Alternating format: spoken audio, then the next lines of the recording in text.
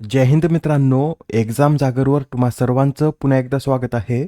मित्रांनो, आजच्या चालू घडामोडीच्या सत्रात आपण नुकत्याच घडलेल्या घटनांवर आधारित MCQची प्रॅक्टिस करणार आहोत.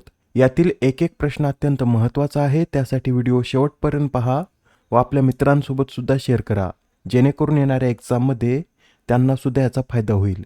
आणि आजच्या व्हिडिओची PDF डाउनलोड करायची असेल तर तुम्ही एक्झाम जागर या टेलिग्राम चॅनलवरून ती डाउनलोड करू शकता.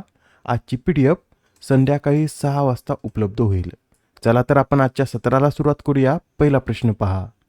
आयुष्यमान भारत प्रधानमंत्री जन आरोग्य योजना लागू करणारे देशातील 36वे राज्य अथवा केंद्रशासित प्रदेश कोणते आहे? या प्रश्नाचं उत्तर आहे पर्याय क्रमांक 1 म्हणजेच पश्चिम बंगाल हे आता आयुष्यमान भारत प्रधानमंत्री जन आरोग्य योजना लागू करणारं देशातील 36वे राज्य ठरलं आहे. यासच आता संपूर्ण भारतात ही योजना लागू झाली आहे. याआधी पश्चिम बंगालमध्ये ममता बॅनर्जी सरकार होतं, त्या सरकारने ही योजना आपल्या राज्यात लागू केली नव्हती. पण आता सुवेंदू सरकारने ही योजना लागू केल्यानंतर संपूर्ण देशात ही योजना लागू झाली आहे. याआधी दिल्ली हे या योजनेत सामील झालेले 35वे तर ओडिशा हे 34वे राज्य होते. मित्रांनो, या योजनेविषयी सांगायचं झालं तर ही योजना 23 सप्टेंबर 2018 रोजी पंतप्रधान मोदी यांनी झारखंड येथून लॉन्च केली होती. या योजनेची अंमलबजावणी राष्ट्रीय आरोग्य प्राधिकरणाद्वारे केली जाते व या योजनेअंतर्गत पात्र लाभार्थी कुटुंबाला दरवर्षी 5 लाख रुपयापर्यंतचे मोफत आणि कॅशलेस आरोग्य संरक्षण दिले जाते. रुग्णालयात दाखल होण्याच्या 3 दिवस आधीचा व डिस्चार्ज मिळाल्यानंतरच्या 15 दिवसापर्यंतचा औषधोपचार व तपासणीचा खर्च या योजनेअंतर्गत कव्हर केला जातो. आणि केंद्र सरकारने 70 वर्ष व त्याहून अधिक वयाच्या सर्व ज्येष्ठ नागरिकांसाठी प्रतिवर्ष 5 लाख रुपयांचे स्वतंत्र अतिरिक्त कव्हरेज देण्यास देखील मंजुरी दिलेली आहे. आता ही योजना पहा. मित्रांनो, आता प्रधानमंत्री सुरक्षित मातृत्व अभियानाला 10 वर्ष पूर्ण झाली असून या संबंधित विधानांचा अभ्यास करून यातील आपल्याला योग्य विधान ओळखायचं आहे. पहिलं विधान पहा. या योजनेअंतर्गत गर्भवती महिलांना दर महिन्याच्या 9 तारखेला मोफत आणि सर्वसमावेशक प्रसूतीपूर्व सेवा पुरवली जाते. विधान बरोबर आहे. या योजनेअंतर्गत दर महिन्याच्या 9 तारखेला गर्भवती महिलांना मोफत सेवा पुरवली जाते.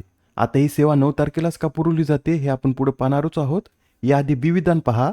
ही योजना प्रामुख्याने गरोदरपणाच्या पहिल्या तिमाहीतील महिलांना लक्ष्य करते. हे विधान चुकीचं आहे, कारण ही योजना गरोदरपणाच्या दुसऱ्या आणि तिसऱ्या तिमाहीतील महिलांसाठी आहे. शेवटचं विधान पहा. या मोहिमेत केवळ शासकीय क्षेत्रातील डॉक्टरच सेवा देऊ शकतात, खाजगी डॉक्टरांच्या सहभागास मनाई आहे. हे सुद्धा विधान चुकीचं आहे, कारण या राष्ट्रीय मोहिमेत सरकारी डॉक्टरांसोबत खाजगी क्षेत्रातील तज्ज्ञ डॉक्टरही स्वेच्छेने आपली सेवा देऊ शकतात. यातील फक्त हे विधान योग्य असल्यामुळे या प्रश्नाचं उत्तर काय असेल तर पर्याय क्रमांक 1 हे या प्रश्नाचं योग्य उत्तर आहे. या अभियानाविषयी सुद्धा थोडक्यात आपण माहिती पाहून घेऊया. हे अभियान 9 जून 2016 रोजी सुरू करण्यात आलं होतं व यासाठीच दरवर्षी 9 तारखेला ही मोफत सेवा दिली जाते. ही योजना गरोदरपणाच्या दुसऱ्या आणि तिसऱ्या तिमाहीतील महिलांसाठी असून या योजनेत उच्च जोखमी गर्भधारणेच्या 25 श्रेणीचा समावेश करण्यात आलेला आहे. मित्रांनो, या योजनेचा उद्देश भारतातील माता मृत्यूदर कमी करणे हा असून या योजनेमुळेच 2014-16 मध्ये भारताचा माता मृत्यू दर हा 130 होता, तो आता 2022-24 मध्ये 87 इतका झाला आहे.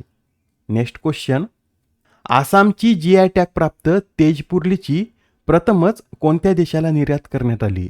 तर आता ही जी तेजपूर लिची आहे याची निर्यात UAE या देशाला करण्यात आली. संयुक्त अरब अमिरातीतील दुबई या शहराला ही लिची निर्यात करण्यात आली. मित्रांनो, तेजपूर लिचीला तिच्या उत्कृष्ट दर्जासाठी आणि वैशिष्ट्यपूर्ण गोडव्यासाठी 2015 मध्ये GI टॅग देण्यात आला होता आणि आता प्रथमच याची निर्यात करण्यात आली असून कोणत्या देशाला निर्यात केली असं एक्झाममध्ये विचारण्यात येईल, तर UAE या देशाला ही निर्यात करण्यात आली आहे. आता हा प्रश्न पहा. नुकत्याच पार पडलेल्या पहिल्या जागतिक योगासन स्पर्धेत भारताने किती सुवर्ण, रौप्य आणि कांस्य पदक पटकावले आहेत? या प्रश्नाचं उत्तर आहे पर्याय क्रमांक 3 म्हणजेच या स्पर्धेत भारताने 102 सुवर्ण, 9 रौप्य व 3 कांस्य पदक पटकावले आहेत. या स्पर्धेत एकूण किती पदक पटकावलेत असं जर विचारलं तर भारताने एकूण यात 114 पदक पटकावले आहेत. आणि मित्रांनो, या स्पर्धेतील पदतालिकेत देखील भारतानं पहिलं स्थान पटकावलं असून भारतानंतर या दुसऱ्या स्थानावर कोणता देश आहे, तर जपान या 3 सुवर्ण, 3 रौप्य व 5 कांस्य पदकासह दुसऱ्या स्थानावर आहे. जपान नंतर तिसऱ्या स्थानावर अर्जेंटिना, चौथ्यावर सिंगापूर, तर 5व्या क्रमांकावर नेपाळ हा देश आहे. मित्रांनो, यंदाची ही स्पर्धा 4 ते 8 जून दरम्यान गुजरातमधील अहमदाबाद येथे आयोजित करण्यात आली होती व या 5 दिवसीय कार्यक्रमात 50हून अधिक देशातील 500हून अधिक खेळाडू सहभागी झाले होते. या स्पर्धेतील मॅस्कॉटचं नाव काय होतं, तर वीर द लायन असं या स्पर्धेतील मॅस्कॉटचं नाव होतं. येणाऱ्या एक्झाममध्ये या न्यूजवर हमखास एक प्रश्न विचारण्यात येईल, त्यासाठी सर्व माहिती नोट करून घ्या. नेक्स्ट क्वेश्चन, कोणता देश हा संयुक्त राष्ट्र सुरक्षा परिषदेचा अस्थायी सदस्य म्हणून प्रथमच निवडून आला आहे?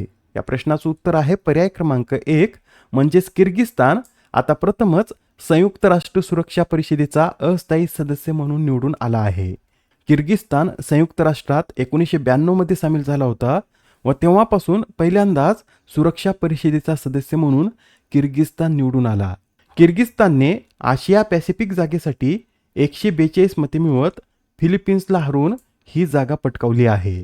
मित्रांनो, आता संयुक्त राष्ट्र सुरक्षा परिषदेत 2027 ते 2028 या 2 वर्षाच्या कार्यकाळासाठी 5 नवीन अस्थायी सदस्यांची 3 जून रोजी निवड करण्यात आली. त्यात पश्चिमी युरोपियन आणि इतर गटासाठी ऑस्ट्रिया निवडून आला आहे. ऑस्ट्रियाला यात 131 मते मिळालीत. पश्चिम युरोपियन आणि इतर गटामध्येच पोर्तुगाल सुद्धा निवडून आला आहे, त्याला 134 मते मिळालीत. आशिया पॅसिफिक गट आताच पाहिलं होतं, किर्गिस्तान 142 मते.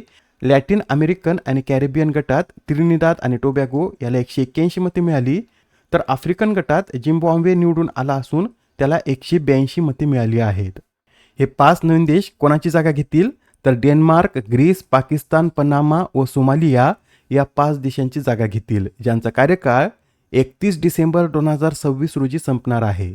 संयुक्त राष्ट्र सुरक्षा परिषदेत एकूण 15 सदस्य असतात.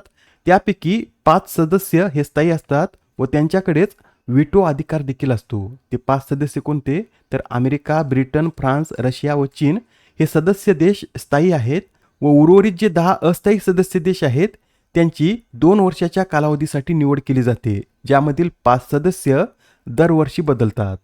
ठीक आहे, आता हा प्रश्न पहा. अलीकडेच चर्चेत असलेला झोजिला बोगदा कोणत्या 2 भागांना जोडतो? तर हा जो झोजिला बोगदा आहे हा सोनमर्ग आणि द्रास कारगिल या 2 भागांना जोडतो. सध्या या बोगद्याचं काम अंतिम टप्प्यात आल्यामुळे हा चर्चेत आहे. लक्षात ठेवा, झोजिला बोगदा हा जगातील सर्वात लांब व सर्वोच्च उंचीवरील सिंगल ट्यूब द्विदिशात्मक रस्ता बोगदा आहे. हा एकूण किती उंचीवर आहे, तर समुद्र सपाटीपासून 11,578 फूट उंचीवर या बोगद्याची निर्मिती करण्यात आलेली आहे. या बोगद्याची एकूण लांबी किती असं जर विचारलं तर 13.153 किलोमीटर इतकी याची लांबी आहे.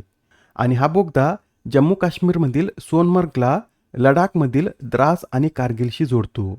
या बोगद्यामुळे सोनमर्ग आणि मीनामार्ग दरम्यानचा प्रवासाचा वेळ 3 ते 4 तासावरून थेट 40 मिनिटावर येईल. नेक्स्ट क्वेश्चन, मित्रांनो, जम्मू काश्मीरमध्ये दहशतवाद्याविरुद्ध शौर्याने लढताना वीरगती प्राप्त झालेल्या महाराष्ट्राच्या सुपुत्रास 8 जून रोजी कीर्तिचक्र प्रदान करण्यात आले. त्यांचंच नाव आपल्याला सांगायचं आहे आणि त्यांचं नाव फक्त परीक्षेपुरतं नाही, तर आपला भाऊ आपल्या संरक्षणासाठी वीरगतीला प्राप्त झाला यासाठी सुद्धा लक्षात ठेवा. त्यांचं नाव जंजाळ प्रवीण प्रभाकर असं आहे. त्यांनी डोक्यात गोळी लागलेली असताना सुद्धा शौर्याने लढत 2 दहशतवाद्यांना धारातीर्थी पाडलं. बरं, वीरपुत्र जंजाळ प्रवीण प्रभाकर हे कोणत्या जिल्ह्याचे रहिवासी होते, तर ते अकोला या जिल्ह्याचे रहिवासी होते. मित्रांनो, 8 जून रोजी आयोजित संरक्षण अलंकरण समारंभाच्या पहिल्या टप्प्यात राष्ट्रपती द्रौपदी मुर्मू यांच्या हस्ते एकूण 51 जवानांना शौर्य पुरस्कार प्रदान करण्यात आलेत, ज्यात 7 कीर्तिचक्र, 15 वीरचक्र व 29 शौर्य चक्राचा समावेश होता. यातील जे कीर्तिचक्र आहेत ते कोणाकोणाला जाहीर झालेत तर नोट करून घ्या. प्रशांत बालकृष्णन नायर, मेजर अर्शदीप सिंह, डोलेश्वर सुब्बा, मीनाची सुंदरम ए, कॅप्टन लार रेनाव मासायलो यांना हे कीर्तिचक्र प्रदान करण्यात आलं असून यात 2 जणांना हे कीर्तिचक्र मरणोत्तर देण्यात आलं. त्यापैकी एक आहेत आपले महाराष्ट्राचे सुपुत्र जंजाळ प्रवीण प्रभाकर, तर दुसरे आहेत लेफ्टनंट शशांक तिवारी. वीरचक्र सुद्धा 15 जणांना देण्यात आला असून त्यांची नावे तुम्ही इथे पाहू शकता. ही सर्व नावे सुद्धा एकदा पाहून घ्या. आणि आपल्याला एक्झाममध्ये असं सुद्धा विचारलं जाऊ शकतं की गगनयान मोहिमेसाठी निवड झालेल्या भारतीय हवाई दलाच्या कोणत्या पायलटला कीर्ती चक्राने सन्मानित करण्यात आले? प्रशांत बालकृष्णन नायर यांना या पुरस्काराने सन्मानित करण्यात आला आहे. आता हा प्रश्न पहा काय म्हणतो, कोणता देश हा UPI पेमेंट स्वीकारणारा 9वा देश ठरला? तर आता UPI पेमेंट स्वीकारणारा कंबोडिया हा जगातील 9वा देश ठरला आहे. आता नुकतंच भारत व कंबोडिया दरम्यान क्रॉस बॉर्डर पेमेंट लिंकेज सुरू झाल्यानंतर कंबोडिया हा भारताची UPI प्रणाली स्वीकारणारा जगातील 9वा देश बनला आहे. हा उपक्रम भारताच्या NIPL व कंबोडियाच्या ACLEDA बँक यांच्यातील भागीदारीतून सुरू झाला आहे.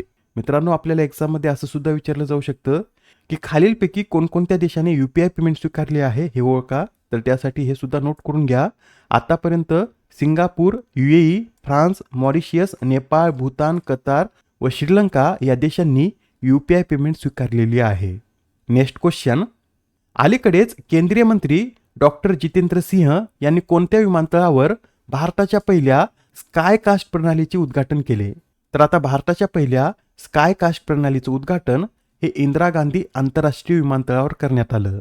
इंदिरा गांधी आंतरराष्ट्रीय विमानतळ हे दिल्लीत असल्यामुळे भारतातील पहिली स्कायकास्ट प्रणाली सुद्धा येथूनच सुरू करण्यात आली आहे. व आता प्रगत एकात्मिक विमानचालन हवामान देखरेख प्रणाली तैनात करणारा भारत जगातील 19वा देश ठरला. लक्षात ठेवा, कितवा देश ठरला?